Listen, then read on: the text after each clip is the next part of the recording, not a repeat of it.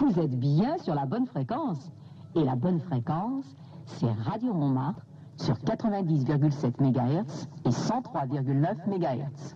Oui, mais attention, bientôt, nous ne serons plus que sur 103,9 MHz uniquement. L'actualité française fourmille de personnages très célèbres, mais nos concitoyens les connaissent-ils vraiment? Nous sommes descendus dans la rue pour demander à certains d'entre eux s'ils les connaissaient. Jérôme Caldi. Je le connais pas je connais pas tellement sa responsabilité dans l'affaire. Louis Confin.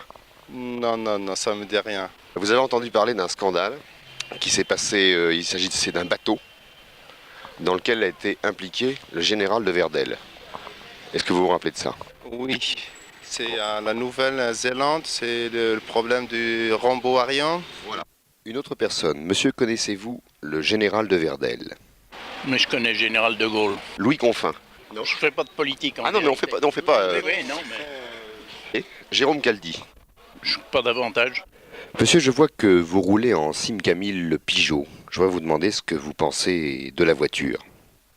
On se plaint qu'on ne fait plus de voitures. Moi, j'ai toujours vécu avec des Citroën, des Renault. J'ai une clé pour chaque porte maintenant. C'est pour vous donner...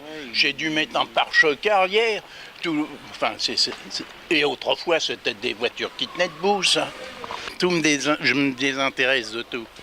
Parce que ça tourne pas comme je le voudrais. Une troisième personne. Monsieur, je vous demande qui est Louis Confin. Un secrétaire d'État de point de vue de toutes les finances, des finances de l'État, tout ce qui est jugé par tout ce qu'il existe de point de vue de... Le général de Verdel. Le général de Verdel, c'est l'armée, lui. C'est l'armée, oui, mais qu'est-ce qu'il fait dans l'armée? Dans l'armée, alors là, il est comme on appelle le grand chef de l'armée, la plus grande armée qu'il existe. Jérôme Caldi. Pas du tout. Les impôts, c'est pas non. C'est pas loin. Ah, je suis le bout de ma langue, je m'en souviens plus, merde. Jackie Jaquette. Ah, là, je connais pas. Alors, je m'arrête sur l'étude de la mode, non. Ah non, ça touche les femmes, mais pas les hommes. Pour terminer tous ces personnages célèbres, le commissaire Chaussard. Le commissaire Chaussard, il n'est pas du 15e, lui. Je ne crois pas. Non, je connais le commissaire du 15e, je connais les deux d'ailleurs. Ce Chaussard, il doit être dans le 13e arrondissement. Exactement. Et il s'est rendu à une certaine époque, il n'y a pas très longtemps, à l'étranger. C'est lui qui a arrêté le comte Dracula. Est-ce que vous le saviez? Non, je ne le savais pas. Je ne savais pas ça. Non, non, je n'avais jamais entendu parler qu'il avait arrêté. Non. Et pourtant, c'est une affaire très célèbre. Oui. Ah bon? Et puis un dernier personnage que je rencontre comme ça par hasard, qui a l'air, lui, de bien connaître tous ces gens-là. Oui. Monsieur Confin en personne. Lui-même, oui. J'ai été très surpris, voyez. Est-ce que je peux vous poser une question? Est-ce que vous faites toujours de la photo?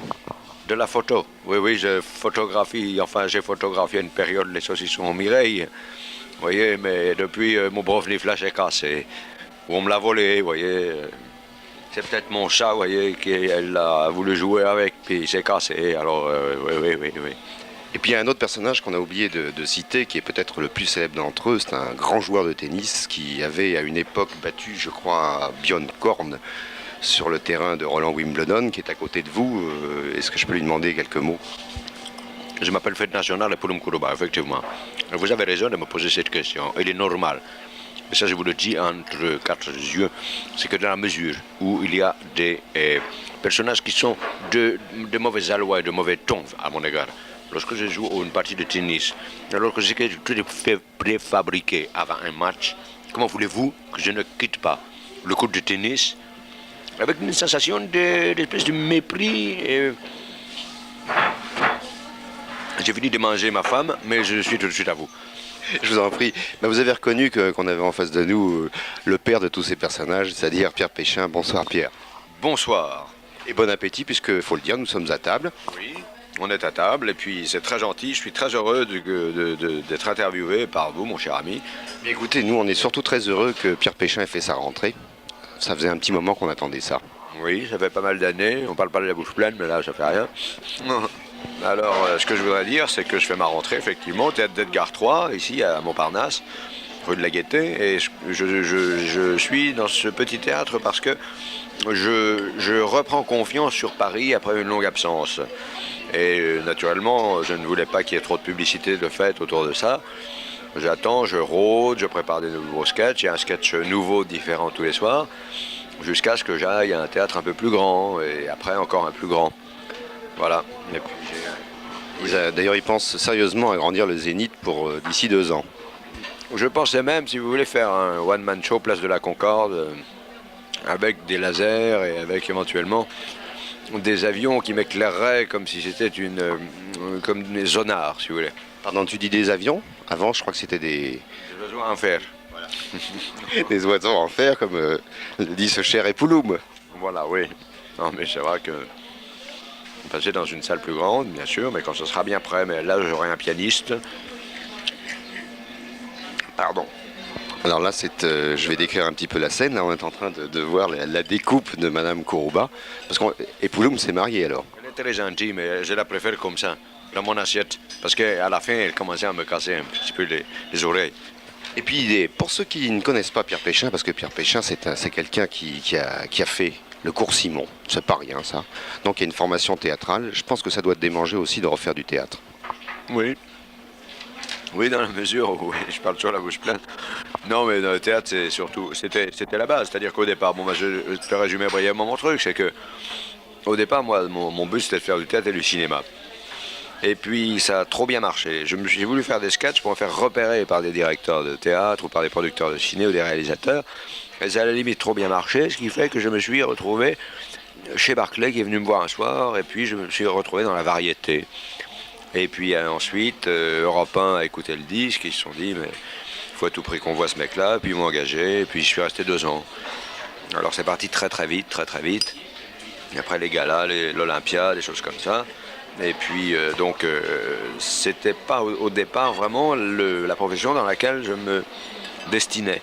Puis alors cette période de creux a été due au fait que il y avait des tas d'impresarios qui n'étaient pas toujours des gens très bien, ou qui n'étaient même pas impresarios, qui étaient devenus des gens, espèces je dirais que j'appellerais ça des gens qui vivent d'expédients, et qui réussissaient à trouver des discothèques absolument infernales, mais qui me permettaient de vivre un petit peu comme ça, et puis surtout que j'ai fait vivre. Et oui, c'est ça, oui, je crois qu'il faut le dire, hein, les impresarios, ce qu'ils pensent uniquement, c'est remplir les poches, sans se soucier de la situation de carrière de leurs artistes. Les vrais impresarios aussi, mais ces gars-là n'avaient rien à voir avec cette profession. Ils pensaient que c'était très facile d'accéder, parce qu'ils avaient vu comment on faisait, d'accéder, téléphoner à une espèce de patron de discothèque, un brin véreux, de traiter avec lui, et puis fourguer ça qu'une prostituée, je veux dire. C'est beaucoup plus facile à trouver finalement que des vrais impresarios, des gens comme ça dans le métier. Ça, il y en a dans tous les coins de rue. Hein. Je veux dire, un tel, tu veux pas t'occuper de moi, il prend un annuaire, il téléphone à toutes les discothèques, je vous vends Péchin pour tel prix, machin, prix que vous ne connaissez pas vous-même d'ailleurs. Je vais revenir un petit peu à ce que tu disais. Ce qui est intéressant, c'est que ta carrière, elle a complètement dévié, parce que à t'écouter, la radio, c'est presque un accident. Oui, c'est presque un accident, mais j'y ai pris vraiment plaisir. Et puis il y a ces fameux coups de téléphone qu'on a évoqués, et ça... J'en ai passé plus de 1200 à Europe, et puis l'année dernière, j'étais à Monte-Carlo. L'année dernière, j'étais à Radio Monte-Carlo, où j'en ai repassé un tous les matins. Et je dois dire que là, je me marrais vraiment. Il y a des moments où je ne pouvais même plus parler, parce que non seulement le réalisateur était couché derrière sa console, c'était Alexandre Marcelin, il y avait aussi Jean Châtel. Oui, j'allais te dire ça, c'est toute la bande à Péchin. Il y en a un qui sévit maintenant à RTL. Il y en a un sur la 5 et l'autre sur RTL. Qui a changé de nom. Il s'appelle maintenant Gros Show Biz. Business, parce que je sais jamais si c'est Gros Show ou Chico. C'est Gros Show. Gros Show Business, voilà, c'est ça. C'est Alexandre Marcelin qui est RTL. Ah oui, c'était vraiment la grande époque des canulars avec Marcelin et Châtel. Jean-Baptiste comme... Jean-Baptiste. J'ai eu au téléphone tout à l'heure d'ailleurs, tiens. Il va venir un de ces jours. Avec sa femme et ses filles. Alors tu nous dis jusqu'à quand tu es sur la scène de l'Edgar III? Ben là j'y suis pour pas mal de temps, peut-être jusque fin février, enfin avant de passer en face. Enfin, Il y a plein de nouveautés, il y en aura de plus en plus. Il y a entre autres Un sketch, on ne peut pas appeler ça un sketch, c'est une évocation de ton professeur de théâtre, un grand bonhomme. René Simon, pour ne pas le citer, qui était un type qui a fait partie des gens qui m'ont fait le plus rire. Et, tous les lundis soirs, il donnait une espèce de conférence, il faisait un one-man show en faisant ses critiques des auditions de la semaine. Il était à hurler de rire. Et un soir, il y avait De Funès qui était là, qui avait été un de ses élèves également. Et De Funès a dit, mais je ne pourrais jamais être aussi drôle que lui. Cela dit, Louis de Funès était un être d'une humilité extraordinaire. Mais René Simon était tellement drôle, en plus sachant que De Funès était là, il en a fait des tonnes. Il restait 2h30, il faisait un one-man show, en plus avec une culture étonnante, une profondeur, un œil malin, une sensibilité, un écorché vif, mais c'était prodigieux. Je crois que tout ça c'est très bien rendu sur la scène de l'Edgar III. Ça fera plaisir à ceux qui le connaissent, vont hurler de rire, je pense. Et puis ceux qui ne le connaissent pas le découvriront. Mais par contre, tu as peut-être un tort de ne pas citer son nom. Je ne le dis pas, et pour une raison toute simple, c'est qu'un jour, il y a un journaliste d'un quotidien très connu qui a dit « Mais qu'est-ce qu'on s'en fout ?» qui parle de René Simon, c'est private joke. Ça n'intéresse absolument pas les gens, etc. Alors je ne dis plus maintenant que c'est René Simon. Parce que tous les personnages que je fais, bon, il y a des choses que je grossis, mais par exemple des gens comme Goussard, Albert, ce sont des gens que je connais très bien dans la mesure où le commissaire Goussard, ça n'est autre que le patron du bistrot qui se trouve à côté d'Europe 1. Et Albert était un de ses garçons. Alors évidemment, s'il l'avait connu, il aurait dit « Qu'est-ce que les gens peuvent se foutre que ce soit le patron du bistrot, machin, c'est encore private joke ». Or, il se trouve qu'à chaque fois qu'on fait quelqu'un sur une scène, c'est quelqu'un qu'on a connu. L'inspiration est dans la rue. Absolument.